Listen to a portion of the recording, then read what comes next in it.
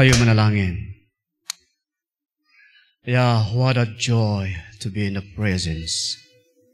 Na lahat ho kami ay nai-enjoy namin ang inyong presensya. Maging sa amin pong pagpupuri sa iyo, you are always with us. And we know and we believe and we feel that the Holy Spirit is working. Talagang ang banal na Espiritu Santo ay nangungusap at kumikilos sa buhay ng bawat isa sa amin. And Lord, we thank you for the word. Salamat po. Dahil ang inyong salita ay tunay ho na makapangyarihan na parang isang double-edged sword. At hindi lang pumapasok sa aming mga isipan, tumatagos sa aming mga puso, mga kaluluwa at espiritu, para mananatili ang inyong mga salita sa aming buhay. At hindi lang mananatili, ito po ay amin pong maisagawa sa lahat ng panahon, lahat ng sitwasyon, at maibahagi din sa ibang tao. Have your way, Holy Spirit. In Jesus' name, amen and amen. Well, kumusta po ang bawat sa atin? By the way, siyempre ang atin pong senior pastor as chairman or as a president of Cornerstone Cagayan Ministry Incorporated ay siyempre kailangan niyang mabisita din yung mga ibang churches. Okay? Kaya kung minsan, siyempre hindi natin kung minsan wala siya dito. Actually ngayon kailangan niyang pupunta sa Arumin to visit our yung pastor doon, and of course, ang ating mga kapwa mananampalataya sa Arumin. Okay? So, kumusta po ang bawat sa atin? Mabuti. Yan. At pabuti ng pabuti. Ayos ho yan. Alangan naman na patras ng patras, hindi Kailangan forward po tayo. Amen. Okay.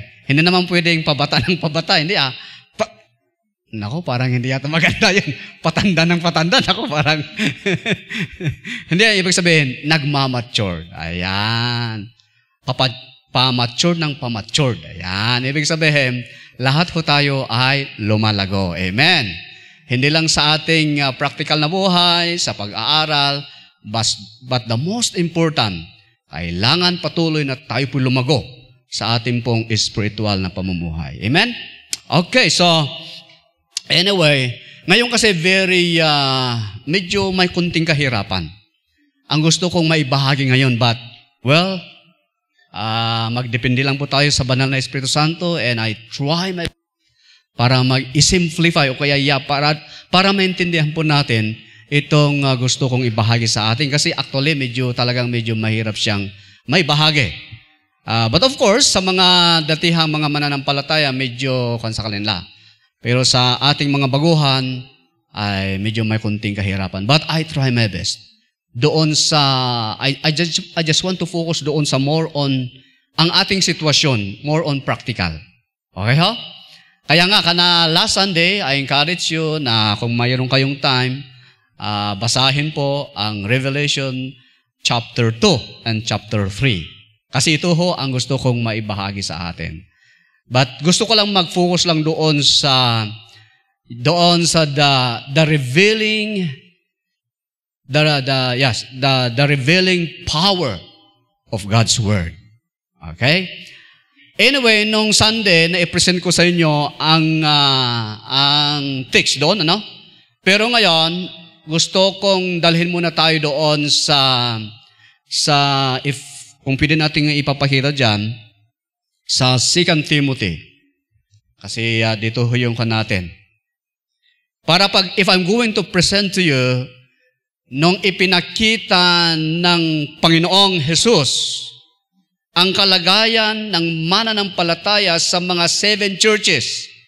Actually, itong churches na ito na nabanggit sa Revelation, it is the same churches ngayon. Parang churches ngayon. Wala hong pagkakaiba. Ito yung mga iglesia, ito yung mga simbahan, grupo ng mananampalataya sa panahon na yon. And it is the same churches sa panahon ngayon. And then, dito natin makikita yung nung ipinakita ng ating Panginoong Hesus. Actually, ang Panginoong Hesus mismo ang nagsasalita dito. Kaya kung meron kayong mga Bible na di ba may mga Bible na kung halimbawa direct na ang Diyos ang nagsasalita, ano ang napapansin nyo? Kung meron mga Bible, napapansin nyo, kulay red. Yan. Pag kulay red, ibig sabihin, directly ang Panginoon ang nagsasalita. Okay? Kung hindi red, kung black, ibig sabihin, yung author ang nagsusulat. Na siya po'y kinasihan ng banal na Espiritu Santo and he or she is writing yung scripture na yan, yung word of God na yan. Okay? Pero pag kulay pula, ibig sabihin, direct ng Panginoon ang nagsasalita at yung ginagawa ng author, sinusulat niya. Okay, kagaya po ni Apostle John. Si Apostle John, siya po yung ginamit ng Panginoon upang isulat at upang gustong sabihin ng Panginoong Hesus ang sitwasyon, ang kalagayan ng mga iglesyang ito na nasa Asia. Okay, during that time. So actually, ang dami nating mapag-aralan dito. Pero ang gagawin ko lang kasi ngayon, it's more on the practical side. Kasi pag theological side, it takes time. Actually, ito, the book of Revelation ay isa sa mga hanggang ngayon ay pinagdidibatihan. Why? Because of so different theories in how to interpret ang libro po ng Revelation. Apocalypse. Okay? At ito ay isa sa mga talagahong kanyan. Pinagdidibatihan o kaya disputable ang tawag sa mga Bible scholar na hanggang ngayon ay talagang pinag-aaralan pa ito. Dahil sa maraming mystery.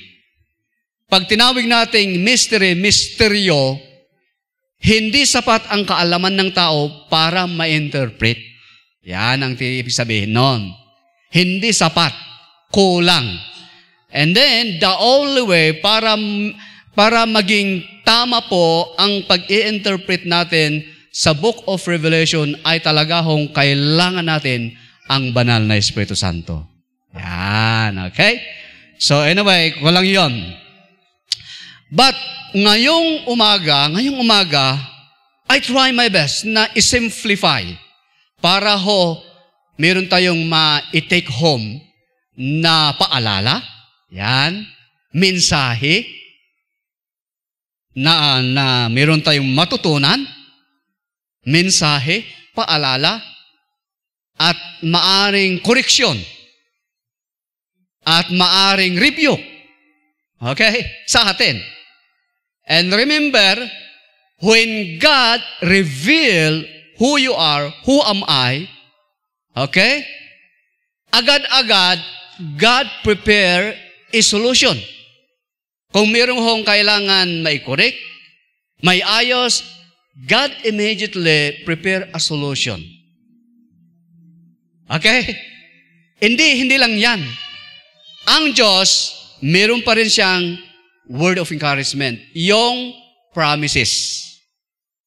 Kaya makikita natin mamaya sa 7 churches in Asia, talagang mabigat ang kanyang pananalita. Mismo ang Panginoong Hesus. Hindi actually si John. Si John, ginamit lang ang Panginoon. Pero ang nagsasalita mismo, it is Jesus Christ Himself. Yan. Kaya bago natin umpisahan, basahin muna natin yung isa sa mga text natin. Okay? Para mamaya hindi tayo masyak, hindi tayo parang mabigla doon sa sasabihin, sa sinabi ni John sa mga mananampalataya. He is talking not the building, hindi building, but as individual believer na andon sa mga iba't ibang iglesia. Okay. Sige nga, pwede bang tingnan muna natin yung text natin?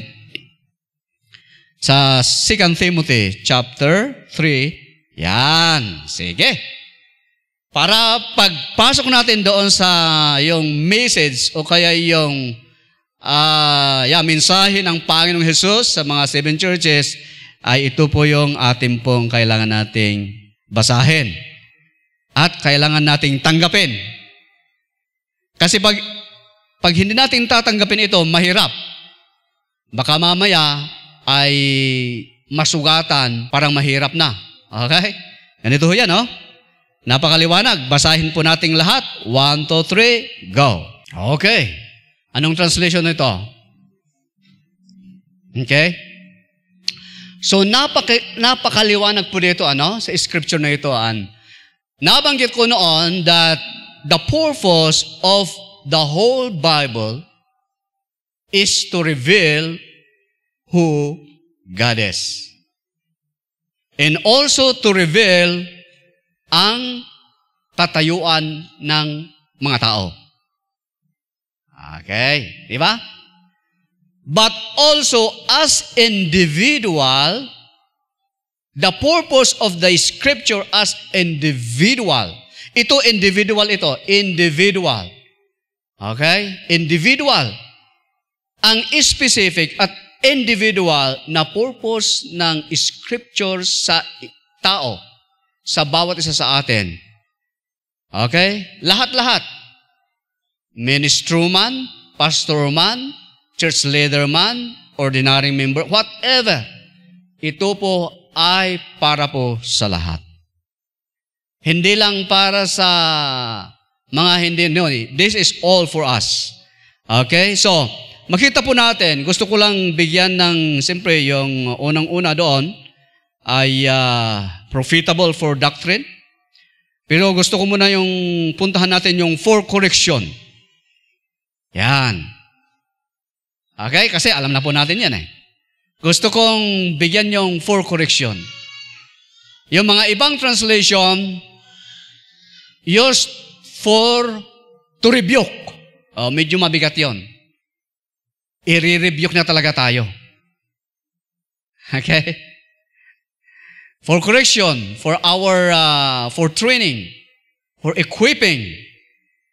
Yan. To be equipped, to be trained. Okay? Para matuto po tayo. Okay? To correct us and to rebuke us. And what is the purpose kung bakit ang kailangan nating ma-rebuke, ma-correct, matuto, ma-equip, maihanda, maging solid, maging sound yung ating doktrina. And that is, ayan, mas para sa Tagalog ho. Ayan. Okay? Nakita natin sa Tagalog. Ayan. Ang lahat ng kasulatan ay kinasihan ng Diyos. At kapaki-pakinabang. Yan. Sa pagtuturo ng katotohanan, sa pagsaway sa kamalian, sa pagtutuwid sa likong gawain, at sa pagsasanay para sa matuwid na pamumuhay. So, clear ho yan, ano? Okay, klaro yan.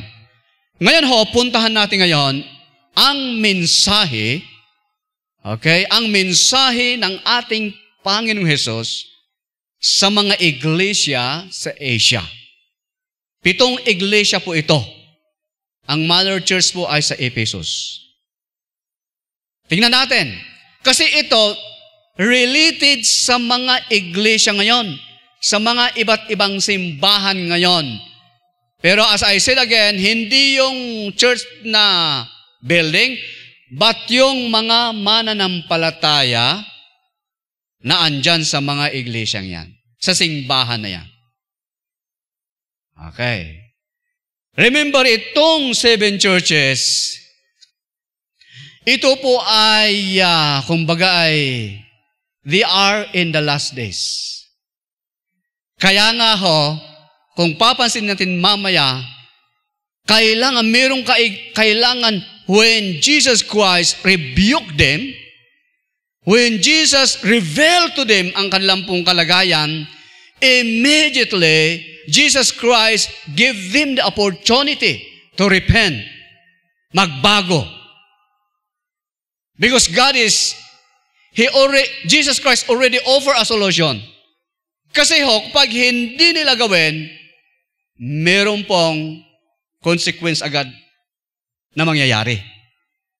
At pag ginawa naman nila na sila po'y nagsisi, okay, meron naman kaagad kalakip na pagpapala. Promises. Okay? So yan ho. Puntahan natin ang unang church, unang iglesia, unang simbahan na kung saan inireveal, ipinakita ng Panginoong Hesus ang kanilang kalagayan. Sa pamagitan po ni Apostle John. Si Apostle John ay nasa Patmos during that time at when si Apostle John ay nasa Patmos, doon niya ngayon isinulat ang libro po ng Revelation. Si John, siya po isa sa mga disciple ng ating Panginoong Hesus. Okay? Sige. Puntahan natin kagad, pasadahan natin. Unang-unang iglesia na ipinakita ng Panginoong Hesus ang kanilang kalagayan ay ang Ephesus. The Church of Ephesus. Ano po yung nakita? Ano ang ipinakita ng Diyos na kalagayan ng Ephesus? Okay. Just to summarize that, yung Ephesus, isa sa very active na church. Yung mga tao, mananampalataya. Kung patungkol sa active, wala kang masasabi. Jesus knows yung kanilang pong kalagayan. Sila po'y talagang nagtiis. Okay? May pagpapagal. Okay? Yung kinaya nilang pinanindigan ang kanilang pong pananampalataya.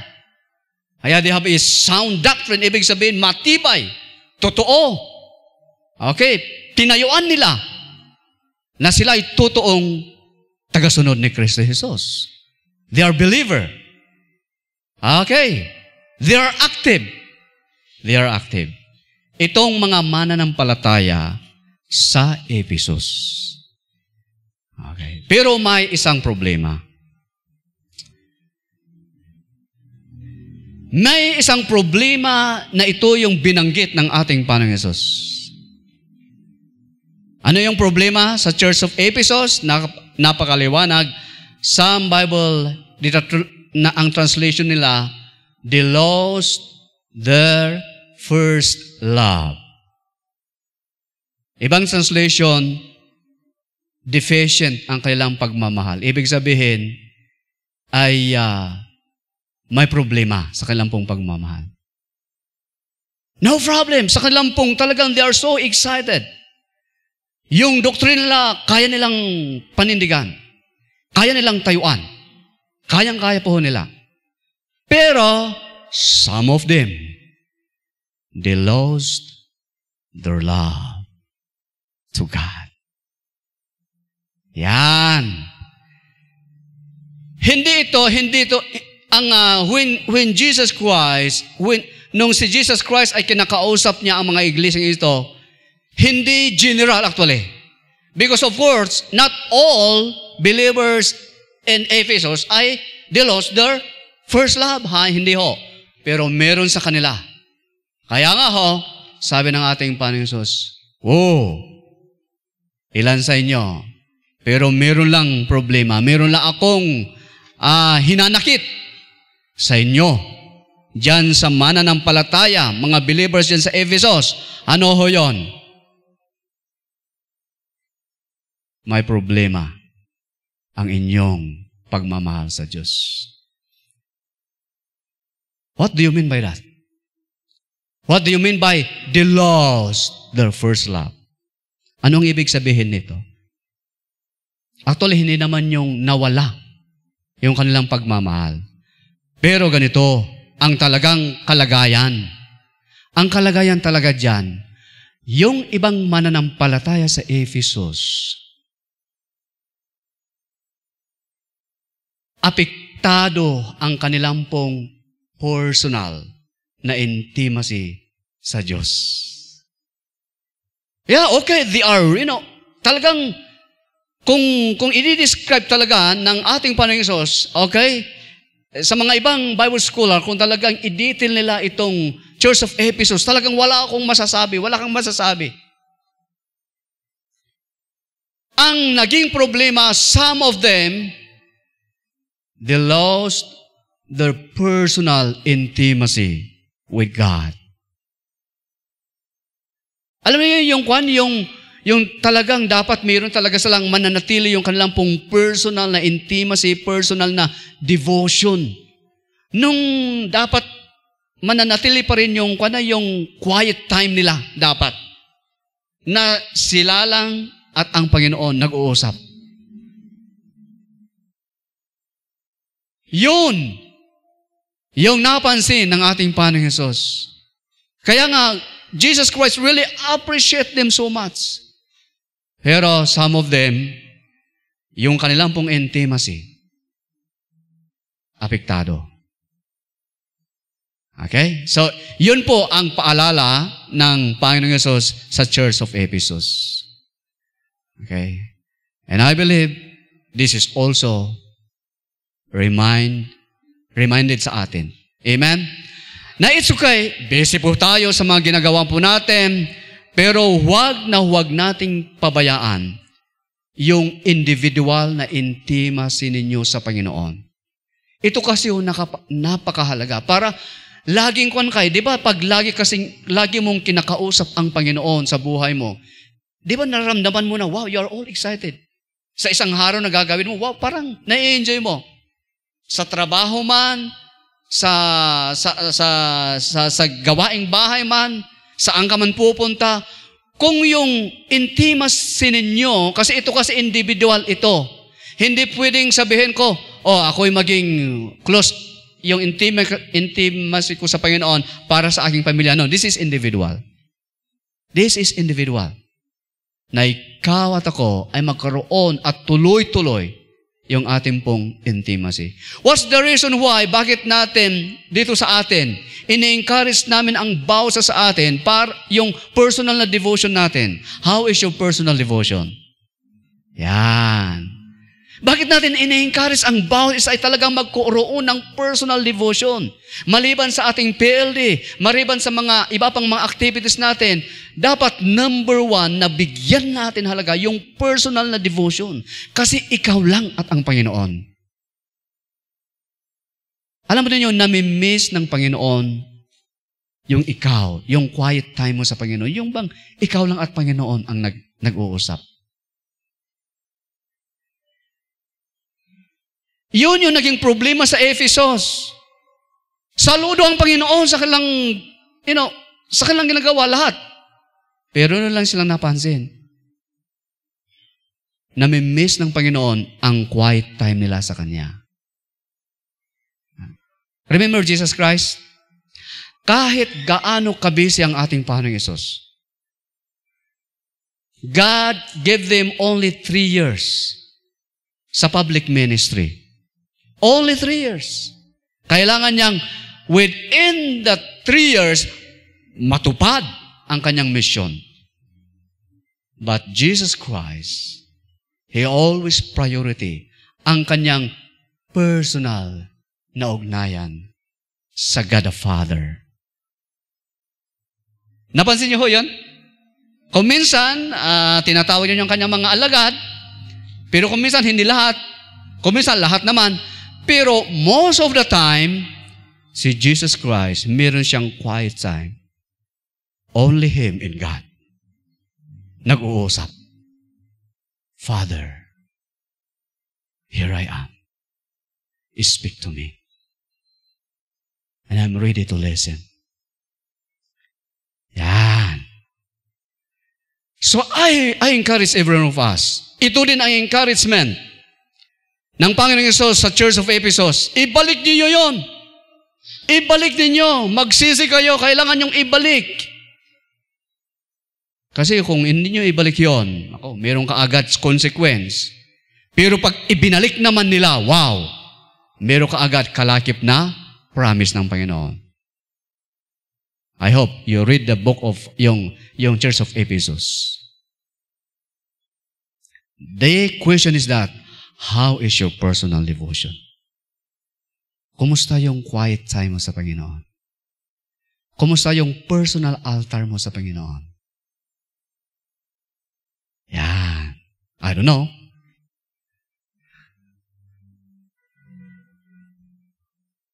Ito ay isang napakahalagang na-introduce. Hindi lang yung akte, hindi lang naman J12 ang na-introduce. So, magmula pa noon, ito po yung mensahe na kailangan natin, kailangan mo. Kami mga pastor, hindi ibig sabihin, kailangan din namin. Lahat po tayo kailangan natin. Your quiet time, yung ikaw lang at ang Panginoon ang nag-uusap. Grabe, pag ma-enjoy mo yan, naku, makikita mo, marami pong mga inire-reveal ng Panginoon sa iyo. Sa buhay mo mismo. Okay? Yan. Sige po. Tuloy na tayo. Yung pangalawang church na na-reveal ng Panginoong Yesus ang kanilang kalagayan ay yung Church of Smyrna. Yan. Ito, maganda yung na-reveal ang kalalagayan nila. Okay? Sa Smyrna naman, okay? Yung Church of Smyrna, bagamat sila po'y hindi nabigyan ng pagkakataon sa kayamanang material. Hindi ho sila nabigyan ng pagkakataon na magkaroon ng kayamanang material. Mga properties. Pero, sila po'y mayaman sa spiritual. Wow! Gustong-gusto ko itong Smyrna na ito. Itong church na ito sa Smyrna, yung mga mananampalataya sa lugar na ito, hindi talaga sila nabigyan ng pagkakataon. Yung marangyang pamumuhay, kayamanang material. But do you know, they are enjoying their spiritual life. Kaya nga ho, sinabi ng Panginoon Yesus, wow! Okay, tunay ho, hindi ho kayo mayaman. Pero sa totoo, napakayaman ninyo. Ano ang kayamanan ng iglesyang ito?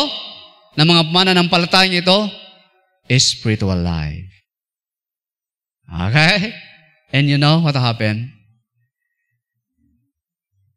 Some Bible scholar, nung pinag-aralan pa nila ang iglesia sa Smyrna, bagamat doon sa sitwasyon nila, hindi sila nabigyan ng pagkakataon na naging mayaman sa material na bagay, pero naging mayaman sila sa spiritual. At alam po ninyo what happened to the Church of Smyrna?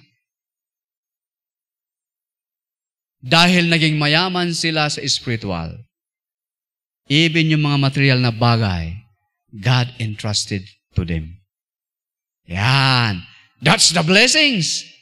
Okay? They are simple. Simple lang itong Church of Smyrna na ito. Simple lang po ang kanilang kalalagayan. Okay? Na talagang mahirap man sila, pero nakita ng Diyos sa totoo, mayaman kayo.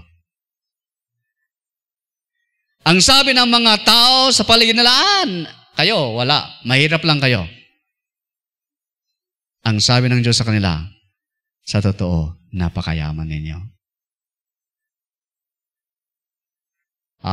Sabihin mo nga sarili mo, ang totoo'y mayaman ako. Sige. Yan. Wow. Diba? Lahat po tayo, bilyonaryo. Pero ang kayamanan natin, hawak ng Panginoon. Yan. Kaya huwag kayong mag-alala. Ang kayamanan ng tao sa mundo, pwedeng manakaw. pero yung kayamanan mo, hindi mananakaw yan. At ibibigyan ng Diyos yan sa tamang panahon. Amen? Maghintay lang tayo. Kumapit lang tayo sa Panginoon. Patuloy na maging mayaman sa spiritual life. And in God's timing, in God's time, ibibigay niya ang ating mga pangailangan. Amen? Yan.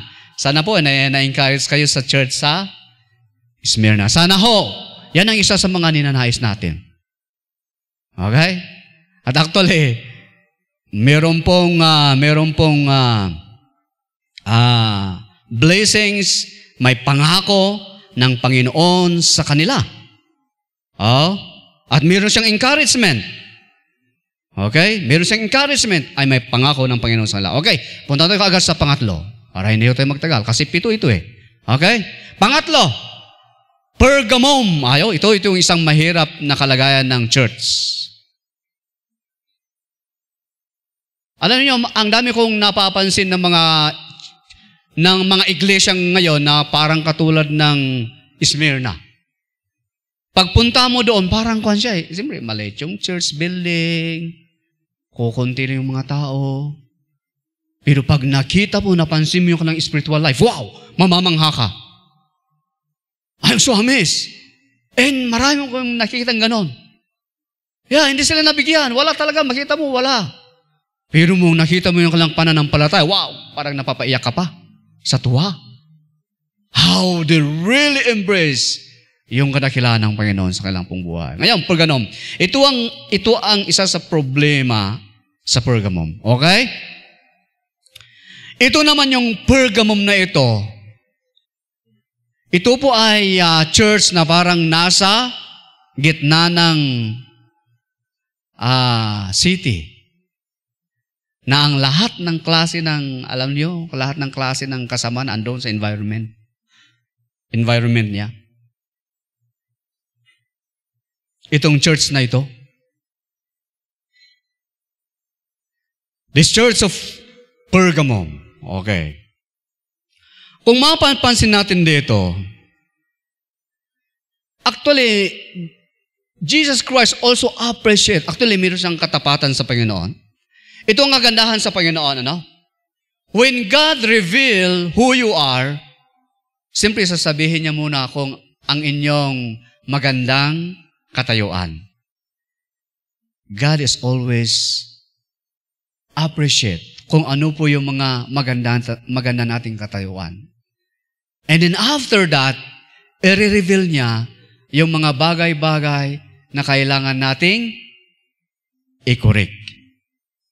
Kailangan nating iayos. And then, God immediately provide a solution. And then, blessings, promises. Pergamum, nakita ng Diyos na ang Pergamum ay, well, meron silang katapatan sa Diyos. But the problem of the church of Pergamum, dahil sa bad environment, okay, yung mga ibang klase ng hindi ka nais-nais ay nakapasok sa church. At na-influensyahan nila yung ibang mananampalataya. Okay? So yan po ang kalagayan ng Pergamum. It is believers, isang grupo silang mananampalataya,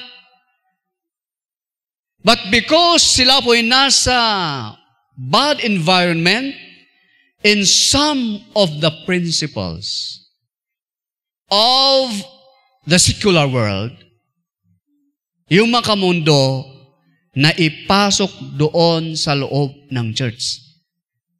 And the worst thing is that, mayroong mga ibang mananampalataya na sila po ay na-impluhensyahan. Okay? Maintindihan natin yon. Yung Church of Pergamum. Okay, I just want to explain to you yung Nicolaita spirit. Alam po natin yan, false prophet na yan, si Balaam. Alam po natin yan, siya yung nag-encourage na ano yun?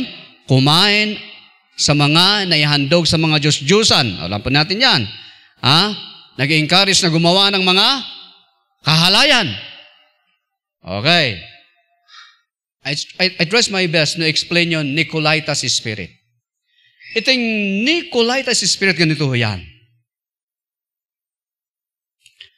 Itong klaseng spirit na to, itong klaseng katuruan na ito, ganito yan. Yung katuruan ni Nicolaita. Hindi mo mapapansin talaga, parang okay naman siya. Pero pag if you analyze, nako, labag sa kalooban ng Diyos. Ganito yan. Pinasok ni Nicolaita ang kanyang katuruan sa church sa Pergamum. Ito ang kanyang katuruan. Ganito yan. It's okay. Hindi apektado ang inyong salvation. Na kahit ikaw ay makagawa, sinadya mo man o hindi, okay?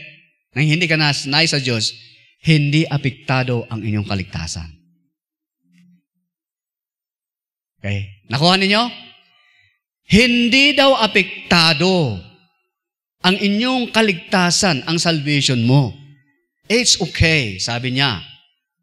Kasi hindi naman apektado ang aking kaligtasan. Okay lang na magkamali. Try to analyze that. Ipinasok ni Nicolaita doon sa Pergamum, yung klaseng pag-aaral yan, pagtuturo na yan. It's okay. Sinadya mo man o hindi naman apektado ang inyong kaligtasan. Okay. Di ba? We try to na-understand, parang totoo nga. Kasi mayroong kasabihan ng mga ibang tao, no one is perfect. Ano pa yung kasabihan ng mundo? Ako'y tao lamang. Kaya mag-iingat tayo. Okay? Maraming parang ngayon sana ito po ay mga naipapasok sa loob ng church na katuruan. Nakaturuan sa mundo na naipapasok sa church. Yan po ang Nicolaita spirit. Maraming katuruan sa secular, maraming katuruan sa mundo na sa tingin ng tao, oo nga, tama, at dinala sa loob ng church.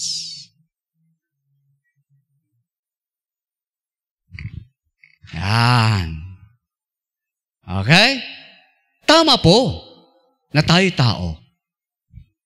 Okay? Pero hindi natin gawin yon na isang lisensya para gumawa ng hindi ka nais-nais.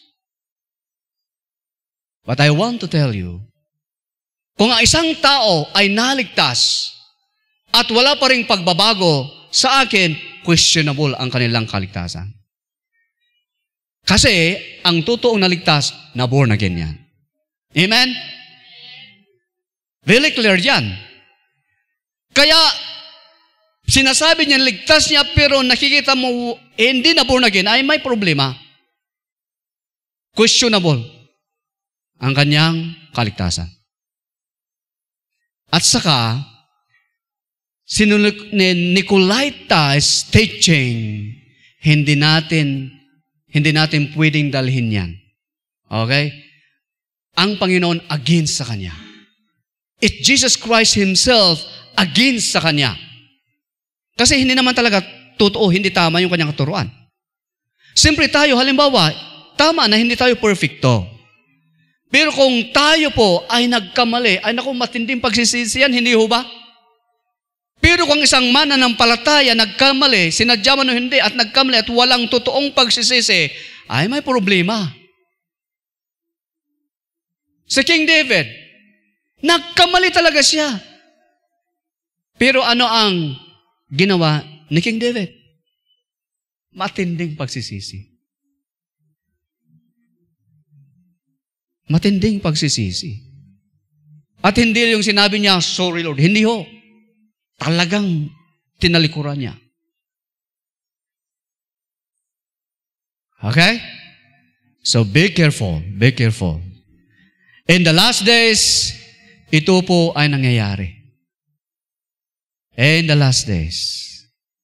Mga mananampalataya, mga kapwa mananampalataya, yan yung dahilan kung bakit tayo nagpapatuloy, ini-encourage ng bawat isa ay sasali ho tayo pili. Why? Because we want more, we want more. Kailangan pa nating matuto at maraming dapat nating matutunan because the world is getting worse.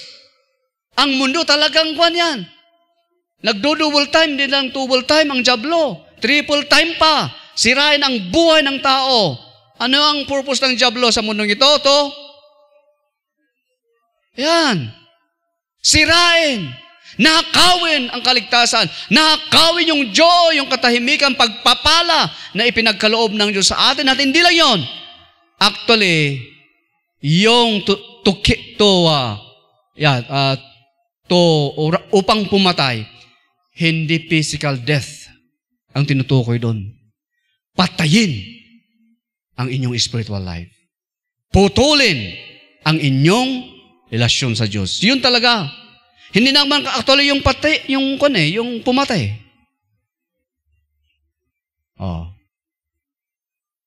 Kasi halimbawa, ako, pinatay niya ako kaagad, ay, praise the Lord. Pupunta na ako sa langit. Di ba? Nakahanda ako ayaw ng diablo na pupunta ako sa langit. Ang papatayin niya sa akin, putulin ang aking relasyon sa Diyos. Kasi alam niya, pag naputol yon, automatic pupunta ako sa impyerno. Yung katawan na yan, babalik sa alabok yan. Pero yung panloob mong pagkatao, yan ang pupunta sa langit at mapapalitan ng glorified body. Wow.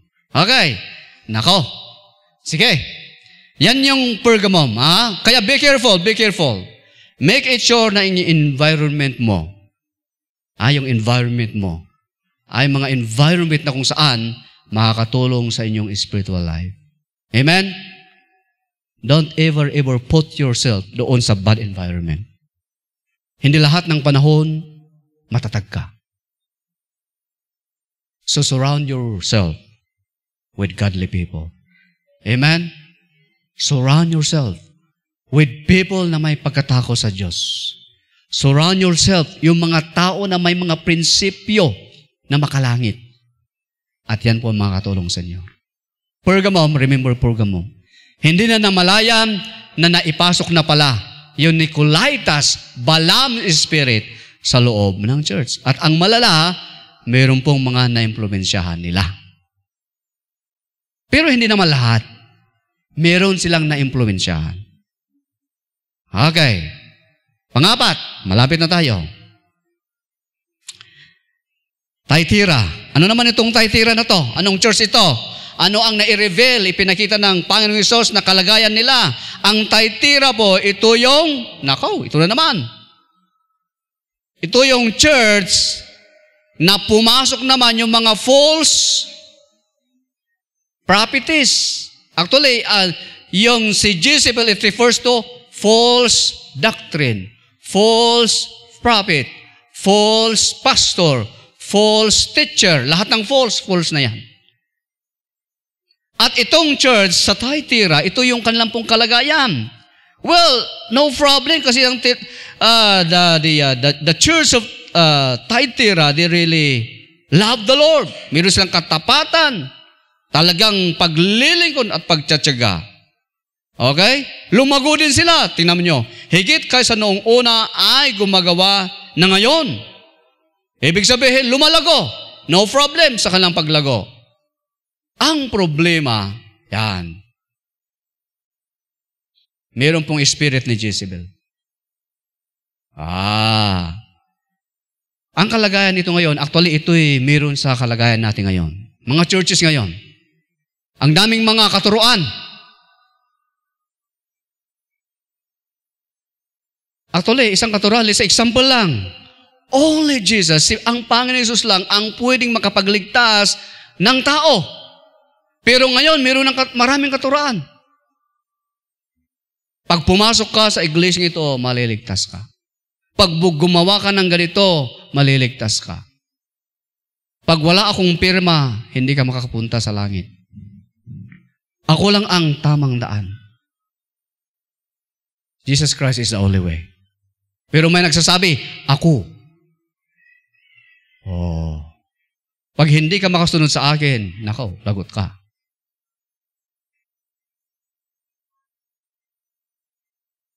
There are so many teachings right now. At alam po ninyo, Isusa to say, na may mga iglesia ngayon na napasok na mga false teaching, like the Church of Thyatira. Walang problema sa kanilang pag-ibig sa Diyos. Lumalago naman sila. Ang kanilang paglilingkod matindi ho. Pero one thing na hindi na namalayan, nako, nakapasok na pala yung mga ibang katuruan. Oh. I think if you are aware, marami pong mga false prophet. If you are not aware, marami pong mga nagtuturo. They are teaching doctrine of the church. They are teaching doctrine of the denomination. They are teaching the doctrine of their own self. Mayroon silang na-create na sariling doktrina. Kaya if mayroong isang strategy na nakita kong strategy. Sa first place na meeting namin, wow, talagang hawak-hawak po nila yung Bible. Ay, by the way, yung mga Bible po ninyo, make it sure na yung Bible na hawak ninyo ay tama. Ang lagi namin in-encourage sa ating mga evangelicals, full gospel, Pentecostal or Baptist, Pentecostal Methodist, Pentecostal full, but last na mga evangelical full gospel, ang lagi nire-recommenda nila, New King James o kaya NIV translation. Mag-ingat din kayo sa binibili ninyong Bible. We strongly recommend PCBS. Kasi baka may nag-over sa inyo ng Bible, baka naman yung Bible na yun ay more than 66 books. Uy, ba't hindi tinuturo ni Pastor Bong at Pastor James ito? Nako, yung Bible pa na hawak mo nadagdagan. Okay? We don't believe na yung applicable book ay kasali po sa 66 books of the Bible, the Holy Bible. Hindi ho. Why? Kontra po sa salita ng Diyos. Kaya hindi natin sinasali. Okay? O pangalawa, baka yung mga Bible ninyo may mga pinalitan pala. Instead na God, ginawang lahat Jehovah. At saka, ginawang si Jesus Christ ay small God. May mga Bible kasi na ganun yung nakasulat. Oo. Hindi sila pantay sa God the Father. Because they are thinking na si Jesus Christ ay tama na 100% man, pero ang kanyang pagka-Diyos ay mas mataas ang God the Father. Okay? O ano pa? Baka yung hawak ninyong Bible ay mga nakasulat dyan ay patungkol sa kanilang pong doktrina. Okay? Kaya pag meron kayong Bible, we strongly recommend either King James, New King James, huwag yung Old King James kasi medyo yun yung mga English yung sinauna. Thou shall. Doon sa New King James, at least medyo na siya. And in NIV, why? NIV, siya. At least madaling maintindihan. And when we say NIV, maraming translations sa NIV. Ang importante, NIV siya. Okay? So, yun po.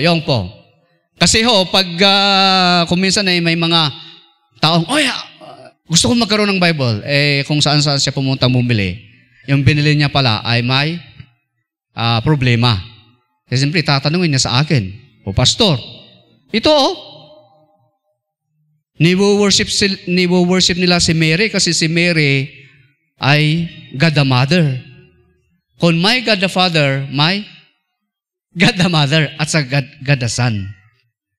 Siyempre, pag Mother, yan. Worship natin yan. Mas mapagmahal nga yung ina. Diba? Tapos sasabihin niyo, kumusta yung, diba, yung mama mo? Siya ang nagbibigay ng, ano yan?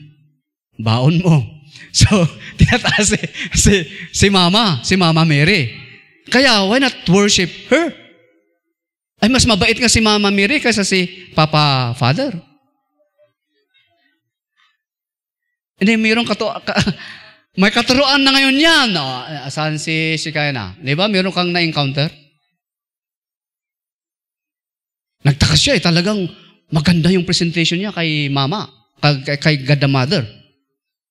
Pero hindi na dinadirect na si Mama Mary, God the Mother. O di ba may God the Father? Oo. O di may God the Son? Oo. Meron din God the Mother.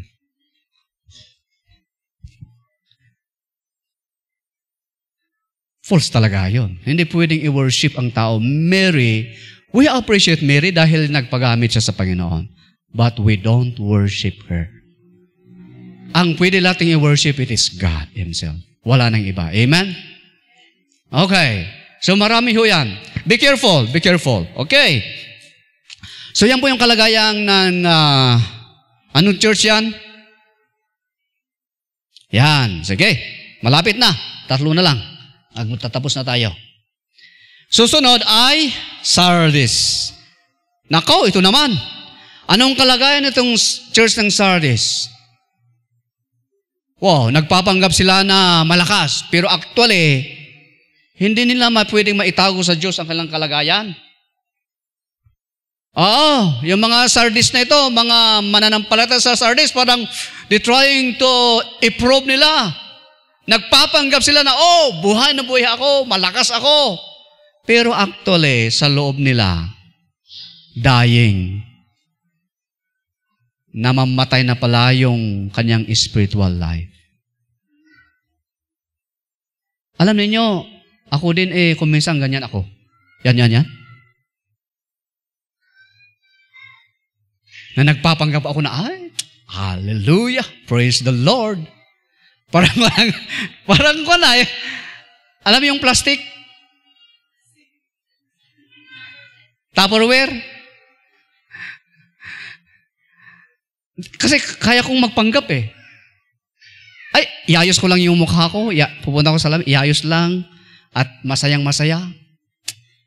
Kaya kong magpanggap na, alam niyo, napakabuti ang Panginoon. Grabe. Parang ko na Parang malakas ka Pero inside, I'm dying. Inside, namamatay na pala ang aking pagmamahal sa Diyos. Inside, ang dami palang mga bagay-bagay na pumapatay sa akin. The church of Sardis.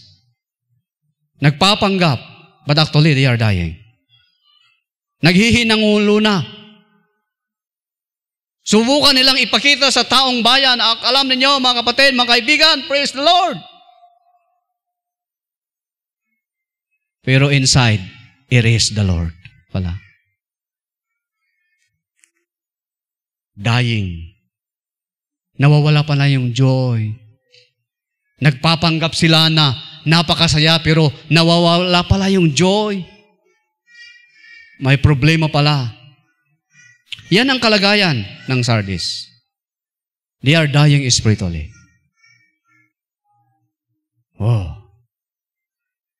Ang daming church na ganyan ang kalagayan. Sa western world, nako, alam niyo mga church doon sa western world, I think nabanggit minsan ni Pastor Bong dito, marami nang naisara. Namatay na. Naging clubhouse na yung mga church. Naging business na yung mga church. Namatay na. Noon kasi, yung mga church na yon sa Western world, hindi nila binigyan halaga yung mga bata at young people. Nag-focus sila sa mga senior citizen. Hindi naman. Hindi, nag-focus sila sa mga kwan. Siyempre, yung mga adults, yun yung mga yung pera May pera ba yung mga bata? Wala. Young people, siyempre, nag-aaral yung mga yan. Professional, focus sila doon. ay nung itong mga tao na ito na pala naging, matanda na sila, naging senior citizen, hanggang namatay, nawala na wala na yung tao. Kids come. Wow. Mga apo ninyo, mga anak niyo, dalhin ito kahit makukulit yan, mga yan. Kasi silang susunod. Amen? Huwag kayong nahihiyang, nakayang apo ko, ganito. Huwag, dalhin lang ito, you know, mga anak natin, mga apo natin. Nagpapatunay na ang church na ito ay buhay na buhay. Hindi mamamatay. Kids come. Kaya huwag kayong nahiya, huwag kayong parang nagdadalawang isip dalhin. Mga anak, mga apo, mga bata, dalhin lang dito. Kaya nga andyan yung doon sa likod. At hindi lang, mga young people. Kailangan natin yung mga young people. Amen? Kasi kayo nang susunod. Para hindi tayo mangyari ng para sa church. Wala na. Namatay. Ang kagandahan, ito ang kagandahan mga kapatid. Kahit naghihingalo ang Church of Sardis, hindi ibig sabihin na pinabayaan sila ng Diyos. Ano ang ginawa ng Diyos? Sardis, gumising ka na! Di ba? Gising! Ang Panginoon andun pa rin na gumigising sa kanila. Mga mananampalataya, gising na! Huwag yung hayaan na mamatay kayo. Gumising na kayo. Mabuhay kayo. Wow! That's a good thing, mga kapatid, mga kaibigan. God is always there to help us. Amen? Para hindi tayo tuloy-tuloy na mamatay sa ating spiritual life. The good thing is that, kung ang Panginoon ang nagsasabi, ni-reveal niya kung sino ka at meron kang response, positive ang response mo, immediately, kahit naghihinangalo ka, ang gagawin ng Panginoon, bubuhayin ka. Amen? Buhay na buhay. Ngayon, buhay na buhay tayo. Yung mga natutulog, doble ang bayad. Joke lang yan. Okay. Buhay na buhay.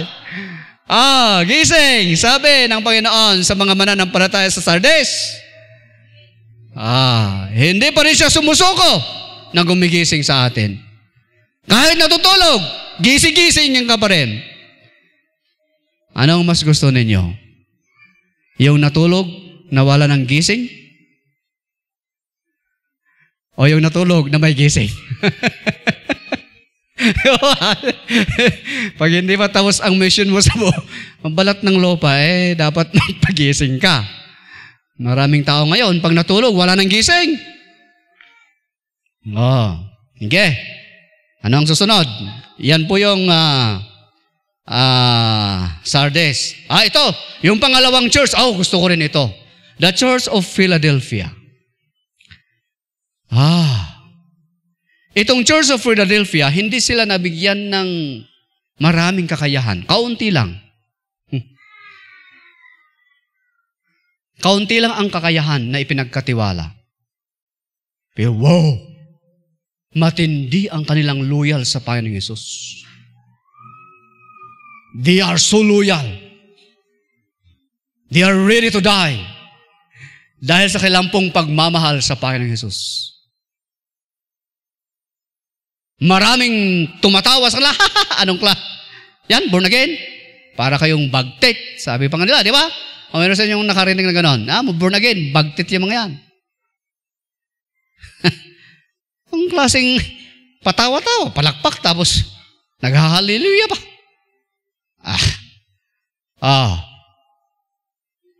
Itong mga itong mga Philadelphia, tinatawanan sila, pinamaliit sila. Yan, Philadelphia na yan. Mga mananampalataya yan sa Philadelphia, nakaw, parang sirang ulo yung mga yan. Walang ginawa kundi mag-praise the Lord. Pero alam mo niyo yung mananampalataya sa Philadelphia, kahit anong ginawa, tinatawanan sila, inuusig sila, pero sila po ay nanatili sa Panginoon Hesus. Wow! What a kind of church is that? loyal sila. Kahit anong mangyari, loyal pa rin sila sa Panginoon Hesus. Kahit anong mangyari. Okay? At alam po ninyo, ang ganda ng promise ng Panginoon sa kanila. Ha? Ang ganda ng promise ng Panginoon sa kanila. Okay?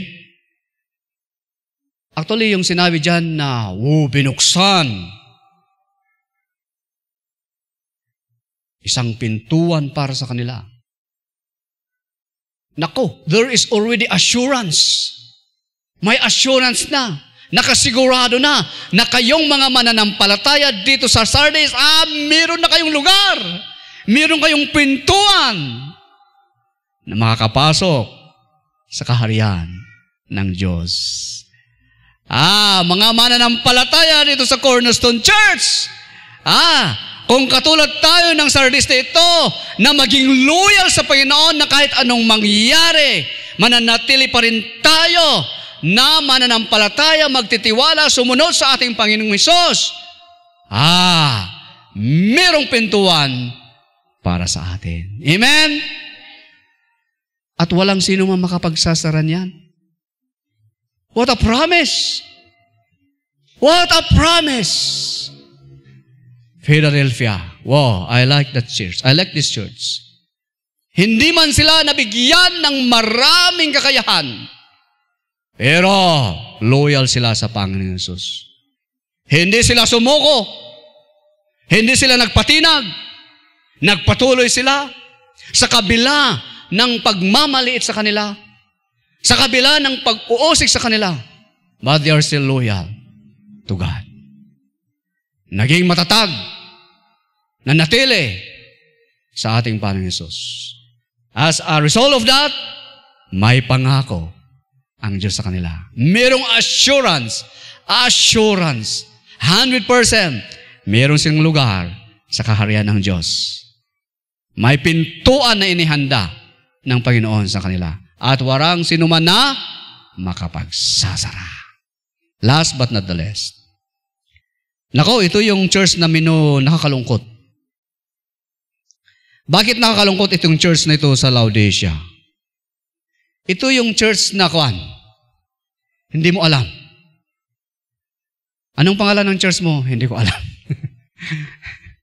Hindi mo alam kung malamig o kaya'y mainit. Very dangerous. Kasi may immediate na judge ng Panginoon dyan. Ang kalagayan itong mga church sa Laodicea ay hindi mo talaga maintindihan kung talagang sila ba ay mga born-again Christian o hindi. Sila ay mga tao na self-satisfied. Parang bang, it's okay, ayos na to. At hindi mo talaga maunawaan, hindi mo maintindihan. Ito yung ang isang example nito ay parang camouflage. Alam mo yung python, camouflage. Pag nasa buhangin, parang ang kulay niya buhangin. Pag nasa mga green leaves, ang kulay niya parang green. Nakakita ko ba yung ganon? Anong klaseng yun? Hayop yun. Meron eh. Ayun, iguana. Pag nasa sa batuhan na black, pag pumunta doon, naku, hindi mo na siya makita kasi kakulay niya yung mga bato na black. Pag pupunta sa mga buhangin na kulay brown, hindi mo na siya mapansin. Kasi ang kulay niya, brown. Pag napunta siya sa mga halamanan, hindi mo na mapansin dahil ang kulay niya parang kulay ng halaman. Ito ang kalagayan ng Church of Laodicea. Ang ibig sabihin, pag nasa church, wow, parang Kristiyano siya. Pag napunta sa bar, yun din ang kakulay niya. Pag napunta sa mga, yung mga grupo-grupo ng tao ngayon, Sa, marites. Ay, ganun din. Ang kulay niya, marites. Pag napunta sa waiting, ay ganun din yung kulay niya, waiting. So, kahit saan sa pupunta, ganun. Kaya hindi mo alam kung malamig o mainit. Ano ang judgment na sinabi ng Panginoon Hesus? Kung hindi siya magsisi, anong sasabihin niya? Ayun maligamgam, hindi mainit, ni malamig. Ano yung judgment niya kaagad? Kung hindi siya magsisi, isusuka kita. Ibig sabihin, directly, dadalhin ka sa hell. Pero ang kagandahan, may pagkakataon pa rin na sinabi ng Panginoon Hesus. Sabi niya, kung magsisi ka, meron pa rin gagawin ng Panginoon. May pangako pa rin ng Panginoon sa Church of Laodicea. Ngayon, ang challenge ko ngayon, ang tanong ko, tayo pong lahat ay tumayo. Na-i-present ko sa inyo ang 7 churches sa Asia. Actually, ito individual na kalagayan ng mga mananampalataya. Anong klaseng church ka?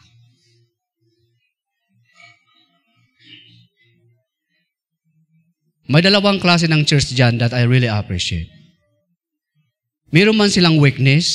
They are not perfect church. Hindi sila perfecto. Pero walang binanggit ng Panginoon na kailangan nilang i-correct. Pero ngayon, I don't know. Ako, habang pinag-aaralan ko ito, ini-internalize ko din. Anong klaseng church ako?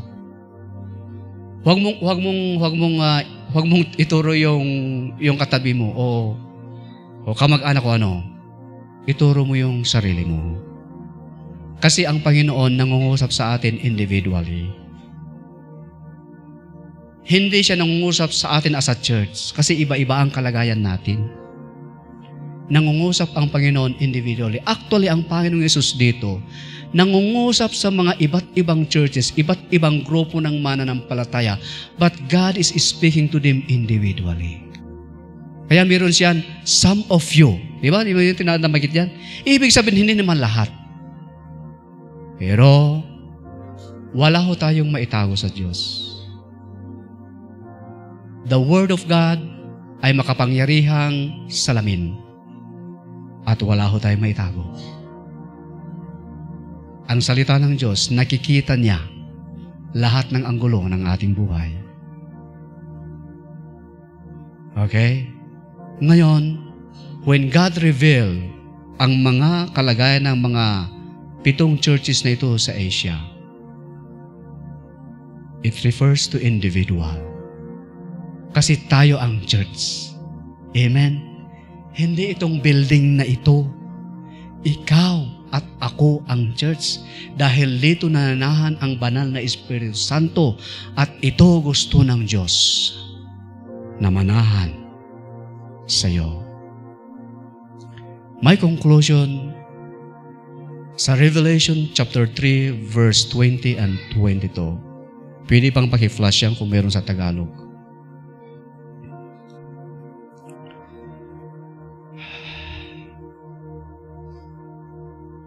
Wow.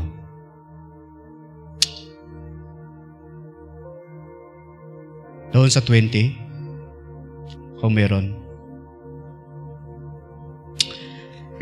Because God is knocking.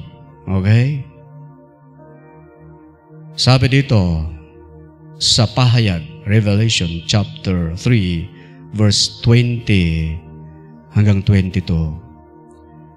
Nakatayo ako sa labas ng pintuan at tumutuktok.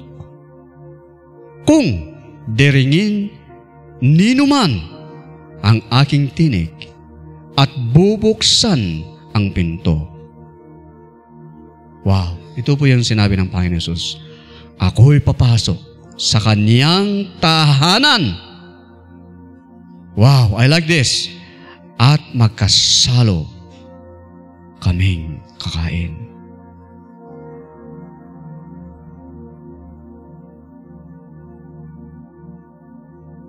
God is here, knocking at the door of your heart. Ang Panginoon po ay nasa atin, sa inyo, sa inyong harapan. At siya po ay tumutuktok sa pintuan ng inyong puso. Kasi ho, itong sinabi ng ating Panginoon Hesus sa 7 churches, kailangan ho kasi mayroon pong response sila. Kasi Jesus Christ already gave everything. Pero kailangan yung mga churches na ito ay may response. Pag wala kasi silang response, okay, yung ino-offer ng Panginoon na solution at pangako at pagpapala, hindi nila matatanggap. Kasi kailangan nila yung response. Ngayon, tayo din, kailangan natin yung response sa Diyos. Hindi ako. Ako po ay instrumento lang ng Panginoon na ipinahayag ang kanyang salita. But yung response mo yan sa Panginoong Hesus. Hindi ho sa akin.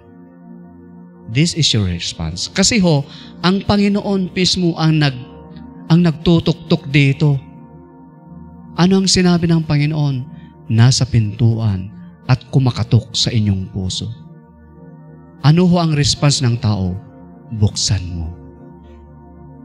At hayaan mo na ang Panginoon Hesus makakasama mo, makakasalo mo, kasama mo lahat. Lahat. Yan po ang offer ng Panginoon sa atin. At kung yan po ay gagawin natin, ang ganda ang magtatagumpay ay bibigyan ko ng karapatang umupo. Wow! Grabe! Hindi lang siya makikiupo sa pagkainan mo. Hindi mo lang siya makakasama sa tahanan mo. Hindi lang ikaw, tahanan mo. Kaya nga may PLD po tayo. Kasi gusto ng Diyos na makasalo ho kayo. Makasama po tayo. But, meron pang mas mahalaga na ino-offer ng Panginoon sa atin. Ano ho yun? Ang magtatagumpay. Alam po ninyo, kung kasama mo ang Panginoon sa inyong buhay at sa inyong tahanan, sigurado magtatagumpay ka. Amen. Kasi yung pinagtagumpayan na ng Panginoon ang lahat-lahat. Ang gawin natin, buksan natin at hayaan natin ang Panginoon ay manahan. Tayo may manatili sa Diyos, susunod sa Diyos, sigurado magtatagumpay ka. Kaya nga ho dito ang magtatagumpay. Dahil kasama mo ang Panginoon. Dahil binuksan mo ang Panginoon at pinapasok mo siya, 100% magtatagumpay ka. At ang resulta ng katagumpayan na yan ay may karapatang umupo.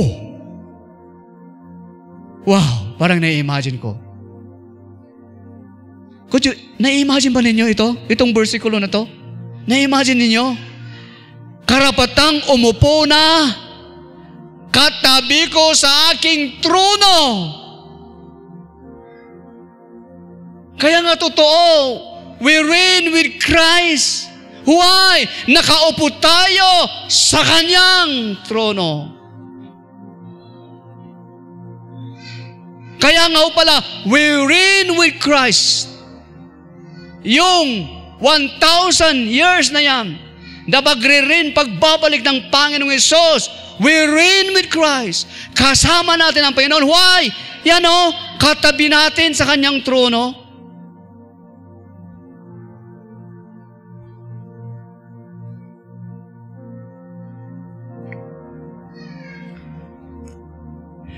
Ngayong umaga na ito, ang Panginoon po ay kumakatok sa atin. Buksan mo lang. Buksan mo lang ang puso mo, isipan mo, at hayaan mo. Kasi pag pinapasok natin ang Panginoong Hesus, at malaya po ang banal na Espiritu Santo, actually, ang banal na Espiritu Santo ang siyang mag-aayos sa akin. Wala kaming kakayahan. Ako at ang ating pong mahal na senior pastor, si Pastor Bong, wala kaming kakayahan. Yung mga leaders natin, wala kaming kakayahan na baguhin kayo. Wala Ang may kakayahan na magbabago sa inyo, it is the Holy Spirit. Ang role lang namin, matulungan kayo, na ilapit kayo, matulungan kayo, para mabuksan ninyo ang puso't isipan nyo, at hayaan ninyo na ang Panginoon ay kikilos sa inyong buhay. At siya ang magbabago sa inyo.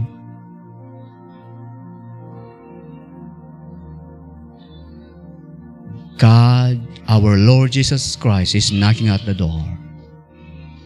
Knocking at the door of your heart. Anong klaseng church ka? Sa 7 churches na ito sa Asia, anong klaseng church ka? I don't know. But God knows. But the good news is that God is knocking at the door. Wow, that's the good news. God is knocking at the door.